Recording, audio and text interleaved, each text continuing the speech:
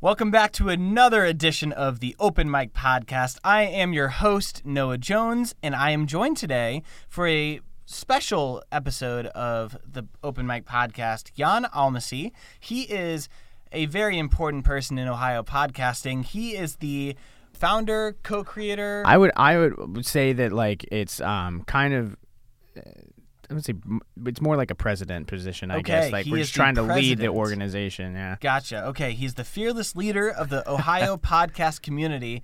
Jan, how you doing today? Not too bad, brother. Thanks for the invite out here. Yeah, so talk to me a little bit about your connection with Mansfield. You used to work with the 179th. I did, yeah. So I'm actually I'm still currently in the 179th. I'll be resigning my position in January. Okay. And that was a decision that was reached not necessarily because I want to, but because I feel like my gut is telling me to go one way and my brain is telling me to go another. And 90% of the time when you don't listen to your gut, at some point you just get smacked onto that road anyway. Sure. So I figure I might as well go there by choice rather than just getting forcibly pushed into that position at some point. But yeah, the podcasting is just becoming such a deep-rooted part of my life that I think that it deserves 100% of my attention. And so unfortunately that means giving up the uniform. But I've been out at the 179th for the last 7 years. You're fairly familiar with Mansfield. We were sort of puttering around different locations. It's changed since the last time you said you got lost in Mansfield. But even since the last couple of times I've been downtown. Because I used to stay at the Holiday Inn all the time downtown when I first enlisted. Mm-hmm. This is 7 years ago. And, we'd go to just local restaurants, and Relax wasn't a thing at that point. Right. None of the stores like downtown were that. It was just kind of dilapidated, I guess, for lack of better terms. Yeah, I wasn't here when that happened. I've only lived in this area for 5 years, but it sounded like it was a place that you wouldn't want to go when the sun came down. So yeah, pretty much. Yeah, so now I go for jogs maybe once a month. Yeah. And it was actually to the point where we weren't supposed to stay in the Holiday Inn at one point. We went to the La Quinta, down towards Belleville. Right. More. Right. So it was an interesting area at that time. But it has massively changed since I first enlisted. I would say it's awesome downtown. Oh yeah. And it's great. Mondays are sort of, unfortunately, the day we're recording aren't awesome because sometimes the stores aren't open on Mondays. Right. Because I think they work on Saturdays, so they sort of make their weekend the Sunday and Monday. But it's awesome. It's a really cool place, especially towards the latter end of the week. And the Phoenix and everything down here. Yeah. You have so many cool little spots downtown. Yeah, now. and now there's a restaurant that if you're free for lunch, I'd love to go. We could go there's this deli called Hudson and Essex that has pretty darn good sandwiches, and then across the street it's a bar where we probably won't go, but they have the best beer selection. I mean, it'll be past noon at that point, right? That's true. That's it will when be it's socially acceptable. Yeah, I think so. You're right. I stand corrected. I'm so sorry. But they have the best sour beer, which is my thing. So I just recently started getting into that. Ooh, so yes. Sour mash beer is Urban Artifact in Cincinnati. Best sours that I've ever had. Noted. Yes. Duly noted. Yes. So as I said, this is a special type of podcast because we're not necessarily talking about music, although in the Apex podcast that we had just moments ago, we discussed for a long time about your a cappella music. Yeah. And so let's just talk a little bit about that, and then we'll get into sort of the meat of the podcast, which will just be talking a little bit about you. Okay. So I started singing when I was a sophomore in high school, and I had no idea that I could sing until I was a sophomore in high school. It was very, like I said, kind of High School Musical-esque, I guess. I was in the hallway at my locker just kind of singing, and the choir teacher walked by and handed me a sheet. And it was a tryout form we had this group at our school called SOS, and it's for Sounds of South. I went to Can South High School. And we were the Wildcats, which is ironic because that was the team in High School Musical. But nice. I'm not Zac Efron, but I'm close. You're just as strong. I'll take it. So I ended up trying out, and I didn't really think anything of it. I was like, man, you know what? Why not? I'll give it a shot. And I made it in. No idea how, right? But apparently I've got some pipes. So I sang bass, which is ironic because most people if they progress through their singing careers, at a younger age may start out at tenor and end up graduating to bass in college. And I did the reverse. I started out singing bass in high school, I think out of necessity more than anything. Sure. Like I wasn't a bass. I could just hit notes that other prepubescent / going through puberty boys couldn't hit. And then when I got to college, I realized that I was more of a baritone tenor than an actual bass. Yeah, I think you and I actually had a similar thing like that. My choir teacher put me in as a tenor and would constantly tell me, he's like, "No, you're flat. Like, why are you always so flat?" And I'm like, "Those are really freaking high notes. I can't do it." And he's Right. like, mostly I was the lead in Charlie Brown, You're a Good Man, Charlie Brown, and that was a tenor part that they had given me. So I had to sort of do that. So he always sort of like claimed he was doing it like to keep my voice in shape or whatever. But like we really know is because there were not that many boys in high school choir. So anyway, after that musical was over, I was in the baritone bass section. So. Yeah. I think that's where my my true home was. And at this point, like the one thing that I'll say that really benefited me as far as like doing both of those, and you're probably the same thing, is that my range is still about 2.5, almost 3 octaves. Oh yeah, like people are always like talking about how like awesome Chris Martin of Coldplay's range is. And like I can sing any song he can. Right, and I love it because it's like when I sang tenor in college, for the little bit of time that I did before I transitioned back to bass. Right. Which happened like junior year, I guess. So I sang tenor for about 2 years. I really learned to control the falsetto up top. And so now that extended my range just that little bit further, where now it's like I can sing like the Johnny Cash kind of music and get that little bit of a twang down low. And if I want to try to sing something up top, I can still hit those notes. And I love it. I love being able to do that because I don't advertise that I sing a whole lot anymore. It's just mostly like my girlfriend in my car, like she'll get pissed on road trips because I can't not sing. Oh, it's so to hard. Songs. Yeah. And I'm like literally like stroking out inside. Like, what do you mean I can't sing the harmony? Right. But then when I go to like an open mic night or something like that, and my friends that have been around for a little while that know me now as Apex Communications Network or the Podcast Ohio guy, or I'm just an RN. I remember the first time I went out with my nursing friends and sang karaoke. They were like, "What the hell?" They're like, "What? Right? What? No, there's no way." And I was like, "Nah, yeah, I don't dusted off. Dusted the old skill off. Sing a couple of scales real quick before I go up to sing karaoke, but I love it. I really wish that I was I had the time to be still involved because there's like a Canton Symphony chorus, and I sang Barbershop for a little while, which was a lot of fun. Cool. But I'm hoping that now that I'm slowly starting to put all my eggs into this Apex basket, and I'll be going part-time at the hospital and stuff like that, that I'll have more time to do that, because like we were talking in the Apex podcast, I think there's nothing more satisfying than hitting a harmony and hearing an overtone. Right. Or just like that one piece that just makes the hair on the back of your neck stand up because you hit that note, and it's just like, oh, there it is. Yeah. No, beautiful. It's awesome, and it when you know what you're doing and you're able to just do that almost on command as like a group, it's a totally amazing environment to be in. Oh, yeah. Well, and watching people's faces just like, Right. Yeah, totally worth it. Yeah, 100%. Yeah, you're like absolutely. All those hours of practice, and then you see like the 3 people in the front row because it's your mom, your dad, and your like cousin that came to watch you. Right. You're like, they're just faces drop. You're like, yes. Right. Yes.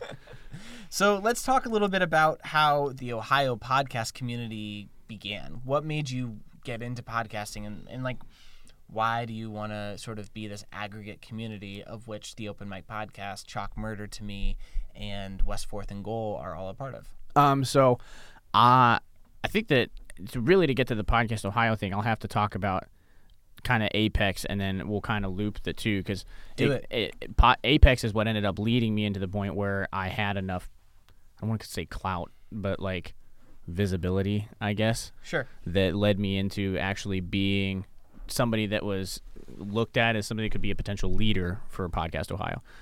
So I started the Apex podcast. It was actually originally called JJD Thoughts, right? And that stood for Jan, Jacob, and Dominic. And it was just our thoughts, right? Our whole thing was, this was a blog. This is before it was even a podcast. This is like 2017. We started the blog after 12 kids in our area committed suicide in the course of 9 months.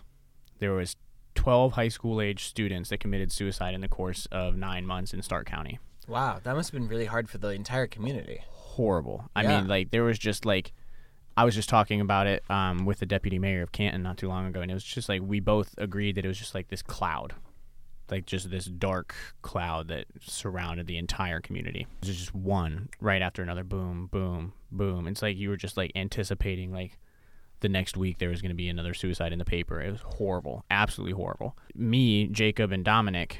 Jacob was my roommate at the time, and I was in the kitchen and I was making breakfast, and I'll never forget the moment because like I was like, hey, we both experienced depression and anxiety in school. We need to reach out to these kids because like we're on the other side of it now. But me and you have both talked vividly about being suicidal in high school and remembering being bullied and what that felt like and being at the bottom of that social totem pole, because I was like homeschooled until I was 13, and then I came into public school and it was a horror show for the first couple of years. Yeah, I can only imagine how hard, because I transferred schools, as we talked about in the Apex. I went from Clayton High School to Webster Groves High School. Right. And so like you don't really realize how important the first like elementary school years are in terms of just being social. Yeah, or and, like knowing having, and it wasn't so much like, and for me, like the thing with homeschoolers is like, do you interact with humans? And it's like, yeah, we interacted with humans, but it was less the social side for me, where I think that, well, I guess it was social, but like having a friend group that was willing to protect you. Sure. Almost, where it's like I knew how to talk to other humans. So that wasn't like people have this perception of homeschooling. It's like I was locked in my parents' basement for 13 years or something. But like I played sports. Like I did normal kid things. My teacher just happened to be my mom. Right. But that was the biggest thing for me, was like I didn't have anybody that was like a group of people that were protecting me from anything else. Yeah, it's that like whole, horror show high school cafeteria where it's like, God, where do you sit? Like, yeah, it was bad. You like your eyes scan from like the popular kid table to the second popular kid table to the loser table, and you're like, okay, well, I'll go sit with Jimmy. Well, and that's what I love. Yeah, like, and Jimmy was my best friend in school. You know what I mean? And it was like, I mean, if we go back, like, okay, so for those of you that aren't in the studio with us right now, I'm wearing a hoodie, jeans, cowboy boots. Like, this is me, right? I wear cowboy boots to meetings. Like, that's just who I am. When I was in high school, in order to survive, right, the loser kid table at that time was all the scene kids. And so I had hair down to my shoulders that I straightened. I painted my nails black. Like, I wore skinny jeans and wore my DC shoes with my Cookie Monster snapback and, rode my skateboard back and forth to school. And I just was completely ingrained in that community because that's the only group of people that were willing to say, you know what, screw those popular kids. Like, you can come hang out with us. Right. And I loved it because now I look back, and any kid that, like, no matter what part of the social spectrum they're on, what part of the totem pole, I can look at them and be like, hey, I was where you were at some point. Sure. I mean, I get it. Yeah, because I was think there. that maybe, I mean, you hear all the time or you see all the time. I think there was a New York Times article that came out a few years ago that said something that, like, the popular kids in high school typically don't do super well once they graduate because, like, that was their, like, peak.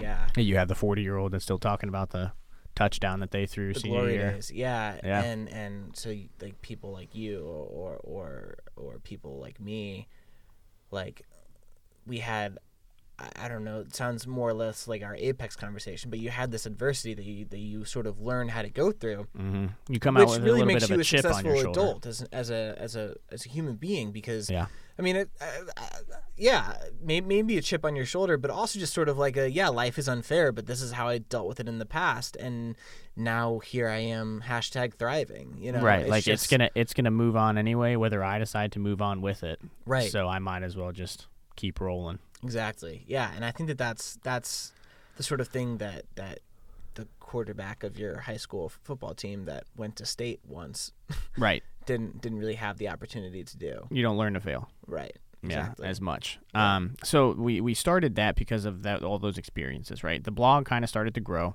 And then I met my co-founder for Apex because those original 3, I love them still. They're still 2 of my best friends, but we just wanted to take it in 3 completely different directions, so it kind of exploded. So I just kind of kept it going. But when we went to Italy on a cappella tour, there was a group of, I think, 16 of us that went on tour in Italy. We sang a bunch of hymns in the cathedrals around Rome and across Italy.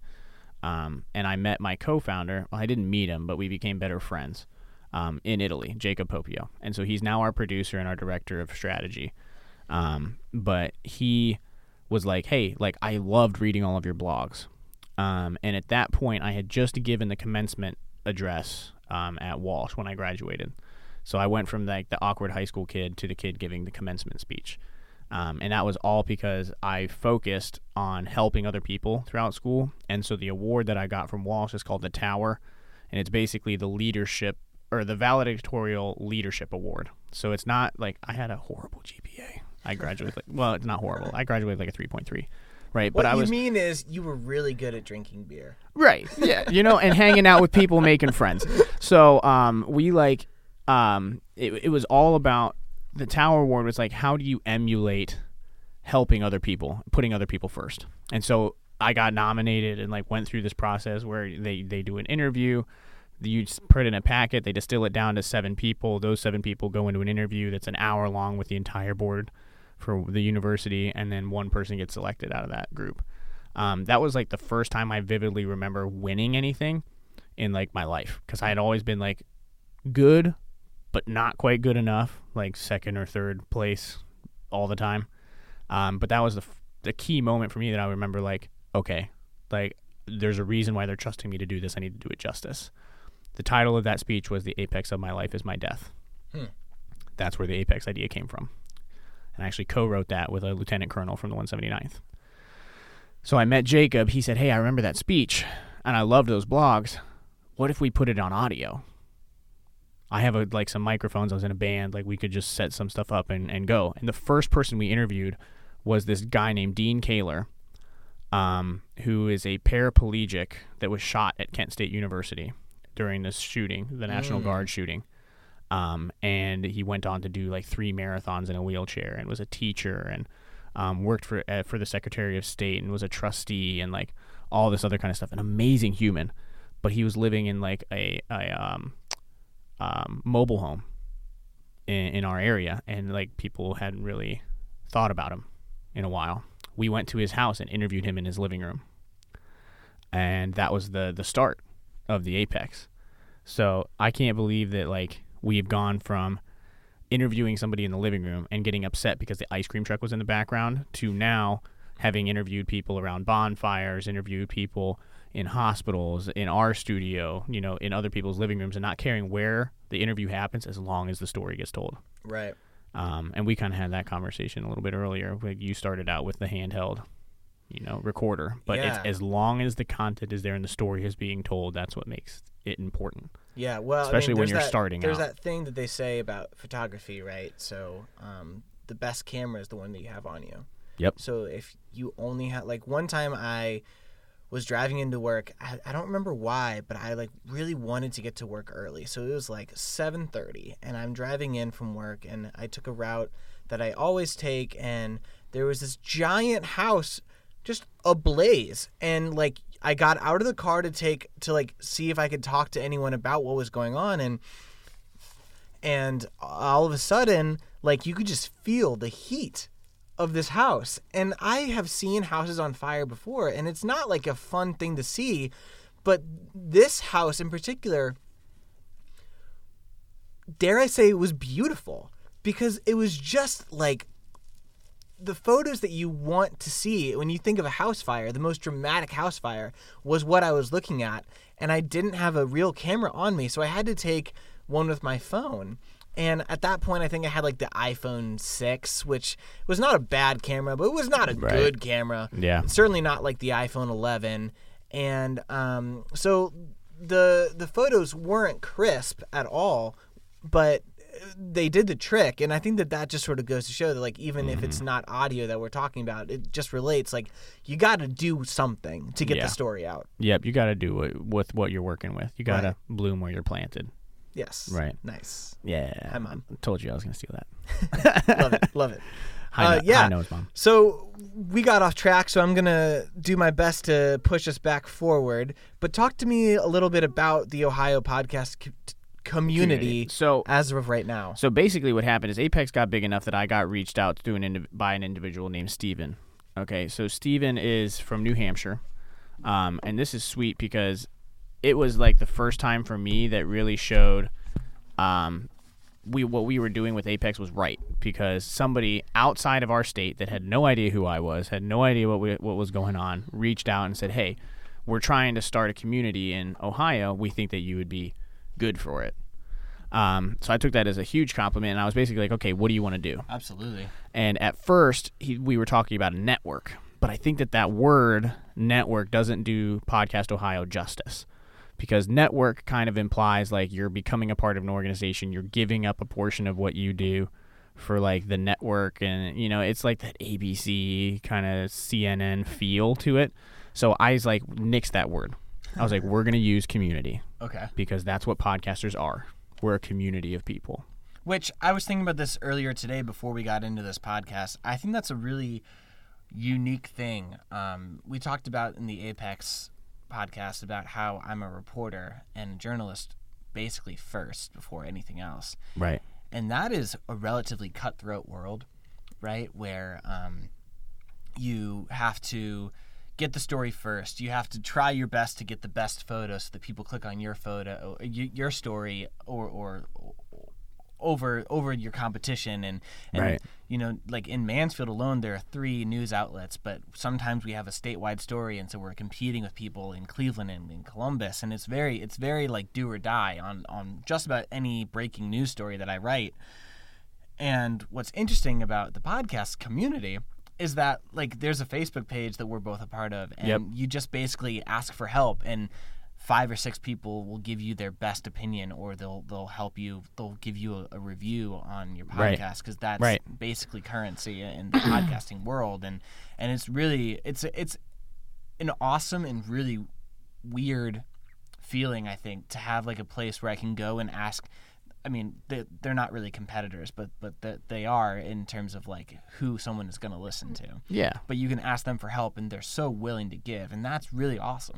Well, and the beautiful thing I think about podcasting is that a lot of us are so niche in our little areas, right? That it's like, okay, you can ask me advice on how to structure some Chalk Murder to Me stuff, right? Right. And the listeners of Apex aren't going to abandon Apex to listen to Chalk Murder to Me, and I'm not going to lose listenership. Correct. Right? Correct. But you may gain listenership, or vice versa. And it's all, I think that it's the beautiful thing is that people in the podcasting world are so loyal to some of the shows and the hosts and everything like that, that if the host recommends something else, they're like, oh yeah, that's cool. Like I should go listen to that, because if they enjoy it, then I probably will too. Yeah. Which is why host-read ads do so well. I mean, that's a whole different can of worms. But what we wanted to create with that Podcast Ohio, like you said, is that place that people across the state can go to just network with each other, ask each other advice, figure out, what are some things that you're covering in the state of Ohio that are cool, and really distill it down, because we feel that, like, especially when me and Steven talk, we were like, okay, podcasting is becoming this big national thing, but we want to make sure that it stays more grassroots. And so it's, okay, how are we going to take these podcasters and break it down from just this national level organizations to state and say, hey, we know that you're here. We hear you. We see that you're there. We want to give you a place to be heard more and to be seen along your brothers and sisters that are also podcasting. And really try to, I mean, the end goal is to be able to host meetups for people across the state and everything else. But the entire mission behind it is to make a self-sustaining organization that does nothing but give back to podcasters. And that's kind of the main difference, I think, between what I do and some of the other competitors out there, is that I make my money with my business. That's a completely separate thing. Apex Communications, the consulting that we do with companies to help them start shows, and whatever else, that's separate. They're not intertwined. Podcast Ohio is just, I'm so passionate about the other people who want to have a voice in the state, having a place to showcase that. Right.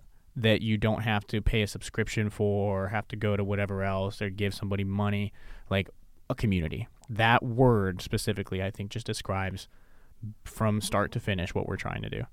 Why is audio or podcasting, in your opinion, becoming so important, as opposed to, like, you know, there's video, there's what I do for a living, there's writing. Right. Why do you think, I guess biasly I'm asking you this because I already sort of feel that this is true, but I want to know what you think about the evolution of podcasting. Okay. Do you know what the Edison research dial is, the infinite dial? I'm going to hope you tell me. Okay. So the infinite dial by Edison Research is the longest standing research analysis of social media. Okay. And the standpoint of where people are consuming, why they're consuming it, and what marketers feel is the next move. So, according to Edison Research, podcasting has seen a 122% increase in the last 4 years. Right? What I think is interesting, and this is like, I'm going to nerd out so hard right here on this question. Love to see it. So, I am a nurse with a clinical psychology background. Right? Okay. So, a clinical psych minor and a nursing degree. I've been an ICU nurse for 4 years. Everything with nursing is about empathizing with your end user, which is, in my case, a patient, and trying to figure out what they need to hear and why they need to hear it in order to get them from point A to point B. Podcasting, what that's doing in the space right now, there's like two major things that I see in the market that's causing a shift, right? One, smartphones are the most accessible, cheapest that they've ever been, and the majority of Android and Apple phones now have podcast apps that are native on the platform. Correct, yeah. So that's part one. We have $500,000 distribution devices in our pockets, and they have podcast apps that are native. The second is that about a year ago, Spotify bought Anchor.fm and Gimlet Media. Right. And that was a $100+ million acquisition. But what Spotify did is they triggered this waterfall. Okay, and podcasting now is getting a massive amount of attention from iOS and Apple Podcasts. I'm not going to say iTunes, Rob. If you listen to this from Libsyn, I'm being correct and saying Apple Podcasts, I always not say iTunes. That's my fault too. And Spotify are now kind of in a gridlock where they're both saying, okay, podcasting is going to be a huge thing. What are we going to do about it? But since people have those native apps on their phones, the difference is with writing and video. Videos has been king, still massive. But when it comes to communicating with people in a world that people are constantly moving, they're consistently like either at the gym, at work, driving back and forth. When I was like doing research for my county, the average commute time to work in my county is 29 and a half minutes. And that's just per like demographic data. But in those 29 and a half minutes, 122% more people are listening to shows rather than the radio. Podcasting officially overtook AM/FM radio last year as far as ear share. Oh, wow, I didn't know that. 28%, I think, is where it's at. And if I'm, that we can correct that if not. But I do believe that's the percent of ear share at this point compared to like Sirius XM, AM/FM radio, and MP3/music, which is like one of the second highest. But everybody wants that control. It's basically like, we don't watch TV anymore. We watch Hulu and Netflix because we want to have control over what we're listening to. But that shift is what caused podcasting to just, we're skyrocketing now. And it has been steadily since 2004. But if you want to consume data in order to read an article, you have to stop and dedicate attention to read that article, to give it justice. With video, to fully understand what's happening, right? And with video, you have to stop and watch. You can watch video while you're driving to work. I wouldn't recommend it. Oh my goodness! Please right? don't. Let's not do that. But even with YouTube and stuff, people will videotape their podcast and put it on YouTube because they know that people are just going to turn off the app, and if they have YouTube Premium, they're just going to listen to the audio anyway. Right. So it just becomes an audio podcast. Mm-hmm. But audio is the only medium that you can listen to and consume and fully understand just because the way of our brains are wired in the gym, on the drive to work, at work, at home in your kitchen. Sure. With your Alexa smart home device. One of my favorite things to do is listen to a podcast while I'm doing the dishes. Yep, and you can use your smart home device now to use that.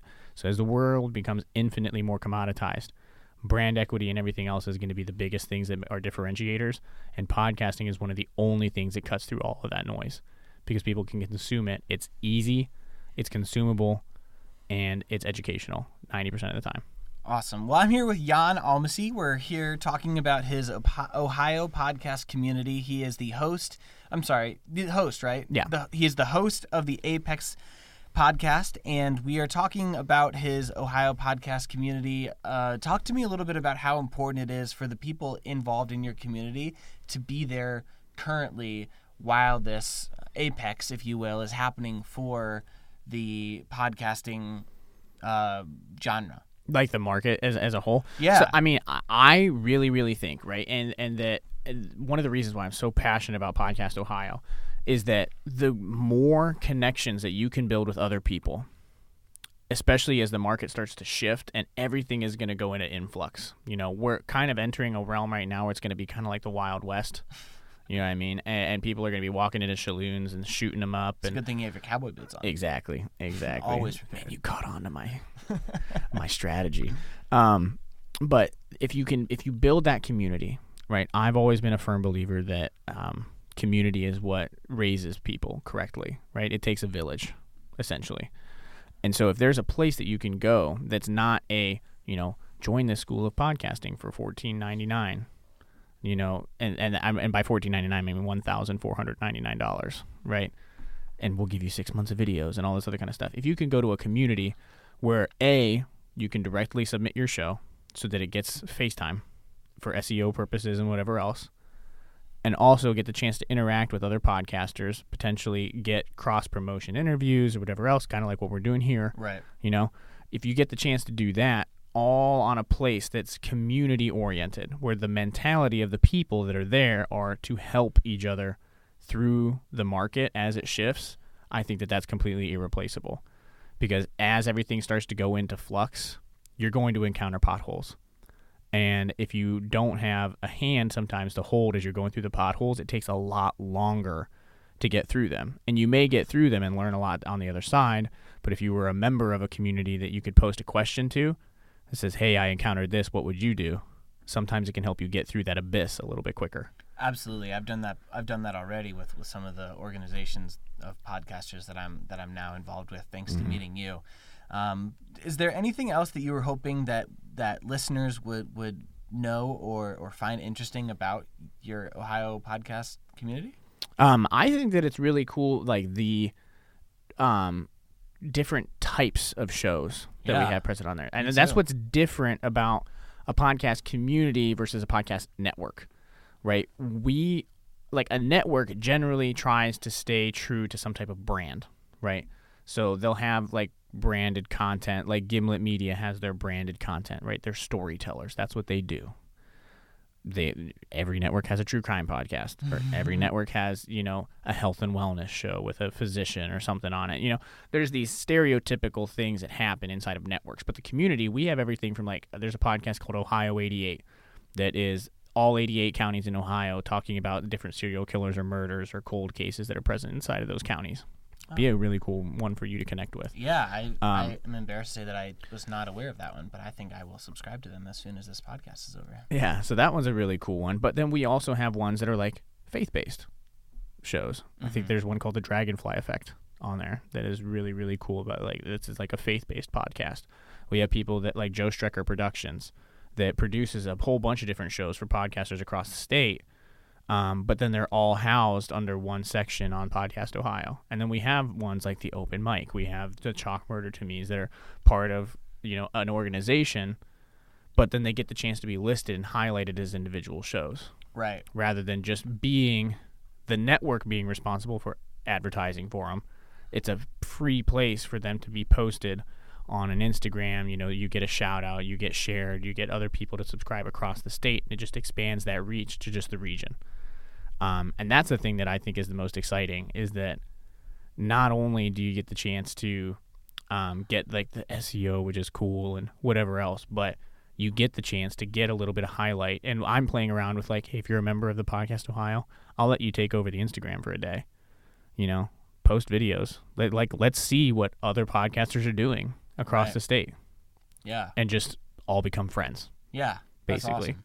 Cool. Where can people find? Well, we didn't even talk about the Apex podcast. Let's talk a little bit about that.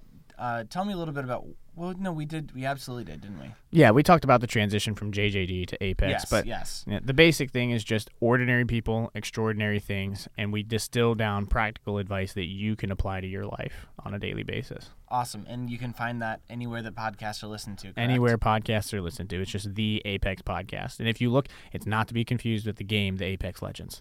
Okay. So it's just a little triangle you'll see with a bunch of white lines, and underneath it says the Apex. That's our logo. Awesome. That's the biggest thing that we ran into SEO-wise that I wasn't expecting is that we came out at the same time that like Apex Legends was trying to beat out Fortnite. Oh, my God. Well, Fortnite's winning because I've never heard of that game before. Right. It's like Apex Legends, PUBG, and like some other games. I don't play video games anymore, but they are murdering us. I just bought FIFA last night. They're like murdering us on search results because everybody is playing these video games. Gotcha. Well, is that are you finding that that's hurting or helping because people are seeing your logo and maybe even accidentally clicking on it? I think it's gonna be back and forth both ways. Gotcha. I mean, I don't really think that it's. I try not to focus on it too much. I just put out good content. Sure, that's the goal. Yeah. Cool. Talk to me about Ohio Podcast Community. Where can people find it? You said there's an Instagram page. Yep. So there's an Instagram page. It's just Podcast OH that you can find there on Instagram. On Twitter, it's also Podcast OH. And then you can find us on Facebook. It's just Podcast OH. I'm seeing a theme here. Pretty much everywhere. Yeah, that's pretty much it. What we wanted to do is keep it as simple as possible. So even the website is just podcastoh.com. If you go to the website, you can click on Contact Us or Join Here. I just recently brought another person onto our team, so you should start seeing some more content from there. I've just been getting murdered on like some other ventures that I'm working on, so I wanted to make sure that site was getting the justice that it deserves. So we should be, I think that we're actually going to be adding another 10 or 15 shows by the end of the month. Wow, that's impressive. Which is cool. Yeah. The people are catching on to the fact that it's like, I think they feel the genuinity behind it. Like, there's not a whole lot of sideways intention. I'm literally just trying to help get people together. I'm not trying to make a whole lot of money off of it. You know, I just want it to be self-sustainable and to have people have a place where we can all come together. Gotcha. Well, cool. We're going to wrap here, I think. Thank you all so much for listening to the Open Mic Podcast. If you enjoyed this one, definitely go check out the Apex. We just finished an interview with me on there, and I know how much you guys love hearing about me. So, I guess listen to it. But the Apex Podcast is amazing. They do some really cool interviews. They do some random thought podcasts. They do a lot of really cool things that I wish that I had the talent to produce myself. The Ohio Podcast Community is also fantastic. Go check them out. Thank you guys again for listening to the Open Mic Podcast. Jan, thanks for stopping by. Appreciate it. Thank you, man.